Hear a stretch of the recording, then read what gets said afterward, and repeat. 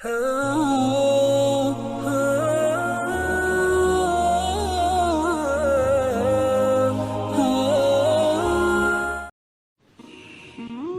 کے مواقع سے بچنا چاہیے۔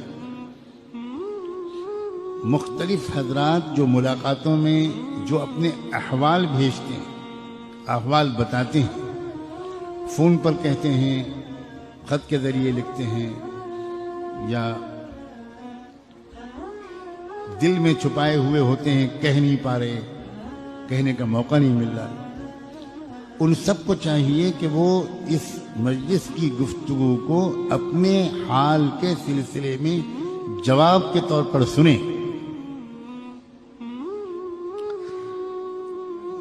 غور سے یہ بات سنیں کہ انسان جس گناہ میں پھنستا ہے، آسانی سے وہ اگر غور کرے تو سمجھ سکتا ہے کہ وہ کیا اسباب ہیں جن کی وجہ سے میں فلاں گناہ میں پھنس جاتا ہوں۔ کچھ گناہ وہ ہوتے ہیں، میرے نوجوان عزیز غور سے سنیں، کچھ گناہ وہ ہوتے ہیں جو تنہائی کی وجہ سے انسان جن میں مبتلا ہوتا ہے۔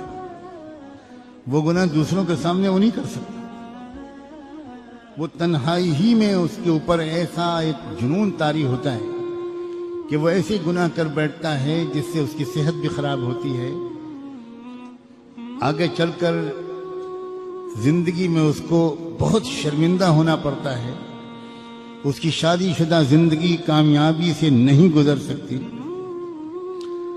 وہ بیچارہ اپنی بیوی کو سے آنکھ میں آنکھ ملا کے بات نہیں کر سکتا۔ ایسے گناہ انسان سے تنہائی ہی میں ہوتے ہیں، اور نوجوانوں سے کثرت سے ہو رہے ہیں اس دور۔ ایسے لوگوں کو چاہیے کہ وہ ایک بات تو یہ اپنی زندگی کا وظیفہ بنائیں کہ ایسی تنہائی سے اپنے کو بچائیں۔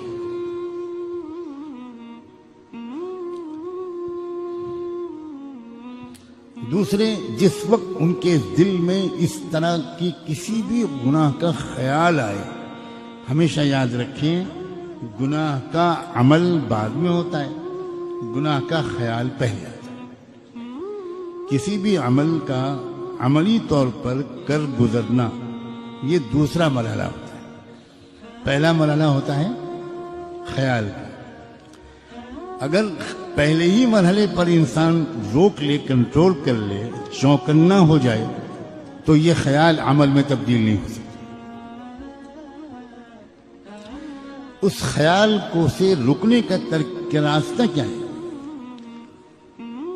فوری طور پر اپنے ارادے کی طاقت کو استعمال کر کے دوسرا خیال دماغ میں لایا جائے، یعنی اس خیال کو بدلا جائے۔ آدمی اٹھ کے بھاگ جائے، ایک دم آدمی اٹھ کے کھڑا ہو جائے، آدمی ایک دم قرآن مجید ہاتھ میں لے لے، الماری سے کتاب ہاتھ میں لے لے، تسبیح ہاتھ میں لے لے جو سامنے ٹنگی ہے، وہ اللہ تعالیٰ کو یاد کرنے لگے، درود شریف پڑھنے لگے، استغفار پڑھنے لگے۔ اگر وضو کی حالت میں تھا تو جلدی سے نماز کی نیت باندھ لے، لیکن کچھ نہ کچھ کرے۔ اسی خیال میں انسان ڈوبا رہے، اسی خیال میں لگا رہے، دیر تک اسی خیال کے بارے میں سوچتا رہے، اور پھر یہ تمنا کرے کہ وہ عمل مجھ سے سرزد نہ ہو، یہ انسان کی فطرت کے خلاف ہے۔ خیال عمل میں اپنے کو تبدیل کروا کر رہتا ہے، اگر آپ نے اس کو تھوڑی مہلت دے دی تو وہ پھر عمل میں تبدیل کروا کر رہتا ہے۔ وہ خیال کو بدلنا چاہیے، کسی بھی ترکیب سے خیال کو بدلنا چاہیے۔ حضرت یوسف علیہ السلام کو بھی خیال آیا تھا، ایسا نہیں ہے کہ ان کو خیال نہیں آیا تھا، اور انسان ایسا ہو ہی نہیں سکتا کہ اس کو خیال نہ آئے، لیکن یوسف علیہ السلام نے فوری طور پر فوراً اپنے خیال کو منتقل کیا اللہ کی پکڑ کی طرف، اللہ کی قدرت اور رحمت کی طرف، اور معاذ اللہ کہتے ہوئے بھاگیں. یعنی انسان اپنی حالت کو بدلے، اپنی حیات کو بدلے. لیٹا ہوا ہے تو بیٹھ جائیں، بیٹھا ہوا ہے کھڑا ہو جائیں.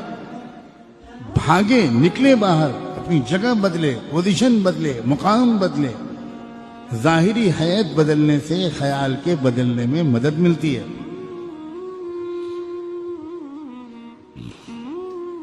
کوئی یہ ساری ترکیبیں نہ کرے تو اس کا مطلب ہے کہ اس کے اندر اس گناہ سے بچنے کا جو ارادہ ہے وہی پورا پکا نہیں ہے، وہی سچا نہیں ہے. ابھی وہ اس گناہ کی نحوست کو سمجھ نہیں پایا، ابھی وہ اس گناہ کے نقصانات کو سمجھ نہیں پایا. عزیز نوجوانوں کو پوری دنیا میں اللہ یہ سمجھنے کی توفیق دے کہ زندگی کا سب سے قیمتی حصہ ہے جوانی. بننا ہوتا ہے جن انسانوں کو وہ جوانی ہی میں بنتے ہیں، بگڑنا ہوتا ہے جن کو وہ جوانی ہی میں بگڑتے ہیں. اگر یہ حصہ زندگی کا، اسی میں وہ صحت ہوتی ہے، اسی میں وہ قوت ہوتی ہے کہ انسان اس میں زیادہ سے زیادہ نیک اعمال کر سکتا ہے. بڑھاپے کی معذوریاں، مجبوریاں یہ تو تبھی معلوم ہوتی ہیں انسان کو جب خود بڑھاپا اس کے اوپر حاوی ہو جاتا ہے. اب اگر اس عمر کے اس منزل کو انسان نے گزار دیا ان گناہوں میں، تو سوائے اس کے کہ اس نے اپنے آپ کو دیمک لگوا لی اور اس نے اپنی صحت کا بھی تباہ کیا، چہرے کا نور بھی ختم ہو گیا، دماغ کی یادداشت بھی ختم ہو گئی، فیصلہ کرنے کی طاقت بھی جاتی رہی، صحیح غلط میں فرق کرنے کی استعداد بھی کمزور پڑ جاتی ہے.